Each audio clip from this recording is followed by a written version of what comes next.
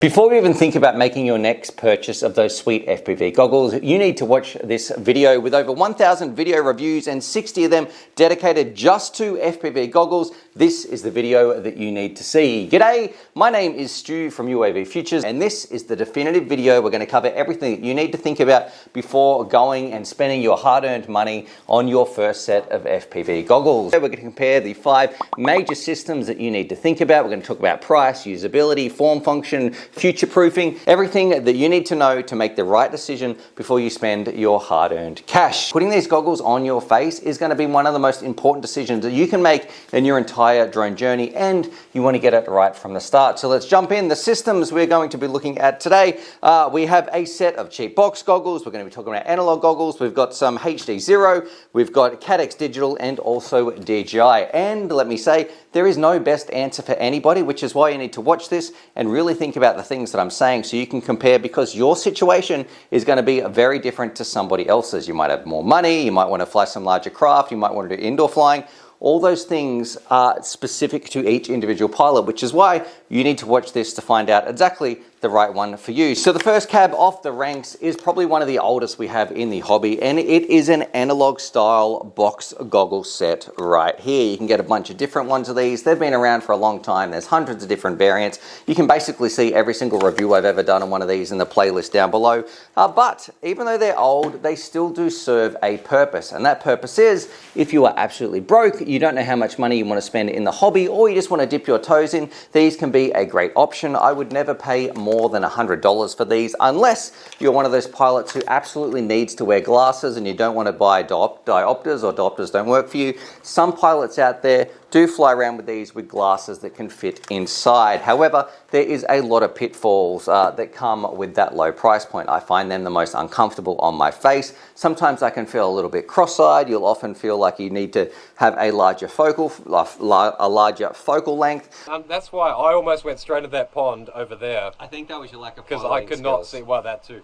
But I could not see anything. They tend to suit younger eyes, so if you're an older pilot, they're not going to be really up your alley at all. And generally, they just don't feel very nice wearing these around. They're hard to transport, but for that cheap price, maybe that's sort of the option that you need to think about. I'm moving up just a little bit, and I'd say this is, I would not spend more than $250, maybe $300 if you're really looking for a pair.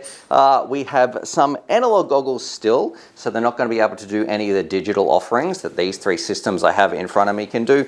But the analog goggles offers much of the same, I guess, function that the box goggles offer, but they're in a nicer form factor, so they fit better on your face. The image clarity is a little bit better. I don't get cross-eyed, so where I might give this a 4 out of 10 in image quality, with the box goggles, these style right here, this analog goggle style, I'm going to give a 5 out of 10. I still fly these around, and one of the big pluses of this is analog has very low latency, so either if you are super interested in going to the races, most pilots out there will be still flying around on analog to get the lowest, I guess, response times that they can. And another plus of analog as well, you're not locked into any ecosystem, and you can fit it on some very, very small crafts like this. So the smallest VTXs or video transmitters that we use to send the image from our drone to our goggle, you can put them on any craft. The smaller, it doesn't really bother it, and still get your image to that, which is not the case with these 3 systems right here. Now moving up, I would say this is the most expensive one in the bunch, and it is kind of in the halfway point as well in terms of what it can do in image quality. So we're going to be talking about HD0. Now I've got a HD0 system here. This is not the HD0 goggle, although it does perform very similar. That goggle is about $600 US. But the beauty about this system, I'm going to say its image quality is probably a 7 out of 10. When using the HD0 system, it definitely does look better than this analog right here, but it has coined itself a nickname called Spicy Analog because it does still look very similar to analog, just a little bit better. The big one though, the latency is absolutely minuscule, very similar to the analog styles as well. A pair of HD0 goggles can also not only pick up the HD0 digital transmission from its VTXs, but it can still also pick up some standard analogs as well. So it's kind of mixing and matching, and it can have the best of both worlds. You can still have your HD0 digital system and use that pair of goggles also on your analog quads if you've got any at home. And chances are, if you go to the races, you will find also analog goggles and HD0 goggles. But so if you're wondering, should you buy HD0, the question is very simple. Are you going to be going to some professional races that you couldn't do with some analog goggles? Do you have $600 to spend, and are you happy getting 7 out of 10 when it comes to your image quality? If you're ticking yes at all those three, well, HD0 is probably right up your alley. Now, moving on, probably to my choice of goggle. If I had to start today, what I would purchase, I would be getting into the Caddx ecosystem. This right here really ticks all the boxes for what I want to do. I don't go to races as often as I would like, and this right here with the image quality at about a 9 out of 10 is probably my personal pick for something I'd like to fly every day. A big one for me. There's two things that I really like about this system as well as having a beautiful video. Number one, you can get some tiny little transmitters. Like I can fit this in right here. I've got a little lightning build, so I converted an old analog one to a tiny little digital system. It's not quite as small as some of the whoops and some of the things you can get with HD0, but it is small enough for everything that I want to do. And number two, the future proofing of this one. Caddx has proven themselves as a company who has made a lot for us consumers. Originally, they did some things where if you wanted to convert your analog goggles over to digital, very similar to the way that HD0 has done, a little mod you could add on to your analog goggles, and they're always talking about opening up their ecosystem, getting as many pilots flying as they can, and getting them into the hobby. Now, this price point, depending on where you look at, I think it's about $400 to $450 US, and I feel like that is the sweet spot if you're going to jump in, be in the hobby for a long time. So, are you the sort of pilot who should buy a pair of Caddx goggles? Well, I'd ask you these couple of questions. Number one, are you happy with the price? Are you going to spend $400 to $450 depending on where you get these from? You should be valuing image quality over a lot of other things. Your latency is going to be a little bit higher. Are you going to be attending races? If you're like me, you're just the casual pilots who likes to meet up with my mates, fly around at the park, fly around my house, well, these are going to be well suited to you. And also,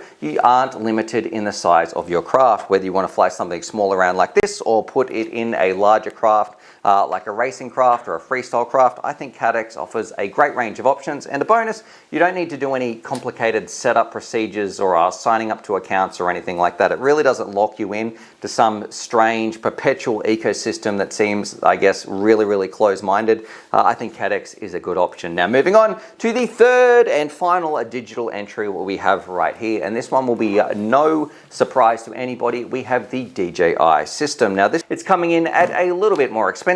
I believe at the time of this, it's like $500 to around $550 US, depending on where you're going to get it from. And the big one about this, it has the best image quality of the bunch, whereas Caddx only gave a 9 out of 10 for image. If you're really after that pixel perfect perfection, well, DJI, I'm going to give them 10 out of 10, which is significantly higher than, say, the spicy analog that we gave right here with your 7 or 8 for your HD0, and then moving down to the analog options, which are significantly less impressive, if you ask me, than DJI. Now, some of the pluses about this, as well as having that beautiful image, it kind of just works together in the DJI ecosystem, and also it has a track record. A lot of people like DJI. If you're into photography or filming, this is probably going to be right up your alley. However, for me, there's a couple of reasons why it is not my preferred system of choice. Number one, the air units and things that come with it can be significantly bigger than if we want to put them in something like this and fly around a small little craft.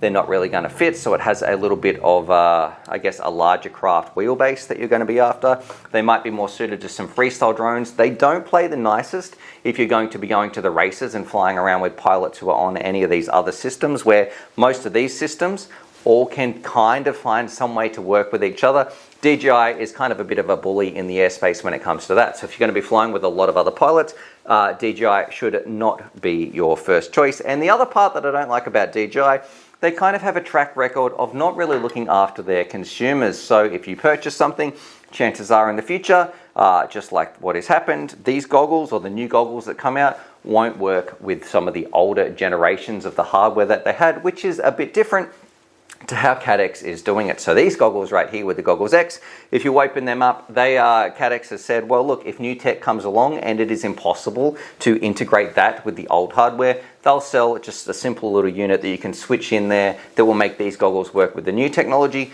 unlike DJI, who makes new goggles each year and kind of is not known for supporting their older models and not making the cross compatibility as nice as it should be. So if you were one of those people and you're wondering should you get DJI, my question is, do you like DJI? Are you more focused in filming and that's what you're after and you're going to be flying mainly by yourself, and do you care about image quality above all else? Well, a DJI, and you've also got, I should say, $550, well, a DJI is probably going to be up your alley. There is no perfect goggle for all situations, whether that be price, performance, the sort of craft that you're going to be putting it in. That's why we have 5 real contenders here on the bench, and the different ecosystems, how well they play with others, all that sort of stuff you need to take into consideration with over 60 reviews specifically on FPV goggles. And like I said, 1,000 videos about FPV. I want you, and this is really important for me to tell you, I want you to have the best flight experience you can, which is why I make these videos like this. Now, if you think that this video was worth it, I would definitely appreciate some support over on my Patreon. I'm happy that you're here,